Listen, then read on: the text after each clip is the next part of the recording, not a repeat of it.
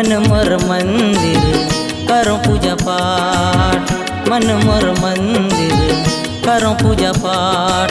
तोरे च माला जपो सुबह सांझ, तोरे च माला जपो सुबह सांझ। जय भोले बाबा जय भोलेनाथ, जय भोले बाबा जय भोलेनाथ। मन मोर मंदिर करो पूजा पाठ, मन मोर मंदिर करो पूजा पाठ। तोरे च माला जपो सुबह सांझ, तोरे च माला जपो सुबह सांझ। जय भोले बाबा जय भोलेनाथ, जय भोले बाबा जय भोलेनाथ।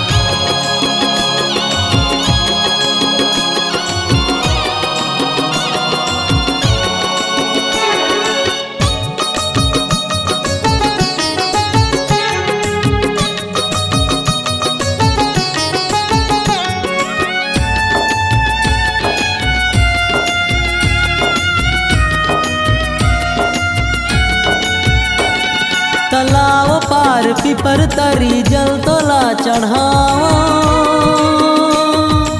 अगरबत्ती नरियर धूप के भोग तोला लगावा। तालाब पार पीपर तरी जल तोला चढ़ावा, अगरबत्ती नरियर धूप के भोग तोला लगावा।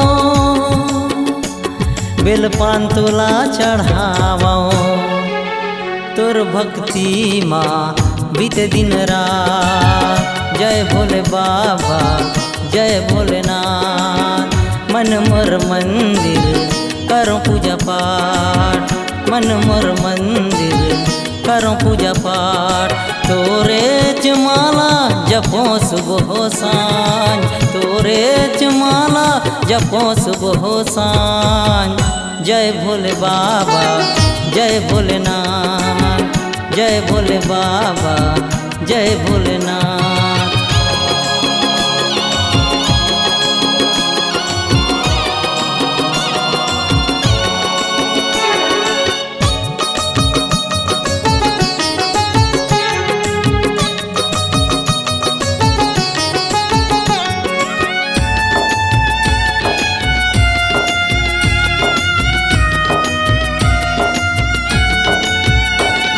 सावन महीना कांवर बो डोंगरी पहाड़ जावा, शिव के शिवाला माँ जलला चढ़ावा। सावन महीना कांवर बो डोंगरी पहाड़ जावा, शिव के शिवाला माँ जलला चढ़ावा। भक्ति में मन लगावो, करी देवे मोला भौले पार। जय भोले बाबा जय भोलेनाथ। मन मोर मंदिर करो पूजा पाठ, मन मोर मंदिर करो पूजा पाठ। तोरे च माला जपो सुबह सांझ, तोरे च माला जपो सुबह सांझ।